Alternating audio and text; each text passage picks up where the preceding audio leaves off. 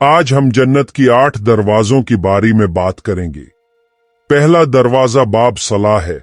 اس میں صرف وہی لوگ داخل ہوں گے جو نماز کی پابند ہے۔ دوسرا دروازہ باب الجہاد ہے۔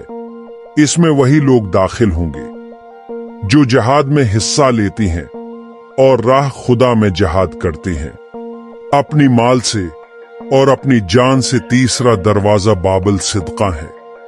اس میں وہ لوگ داخل ہوں گے جو خدا کی راہ میں اپنا خرچ کرتے ہیں۔ چوتھا دروازہ باب الریان ہے۔ یہ ان لوگوں کے لیے مخصوص ہے جو روزہ رکھتے ہیں۔ خدا تعالی قیامت کے دن اس دروازے سے ان کو جنت میں داخل کرے گا۔ پانچواں دروازہ باب الحج ہے۔ ان لوگوں کے لیے جو حج کرتے ہیں۔ سکس دروازہ ان لوگوں کے لیے ہے جو اپنا غصہ ترک کرتے ہیں اور لوگوں کو معاف کرتے ہیں۔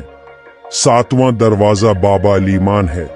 یہ ان لوگوں کے لیے مخصوص ہے جن کو خدا بغیر حساب کتاب اور عذاب سے جنت میں داخل کرے گا۔ آٹھواں دروازہ باب الذکر ہے۔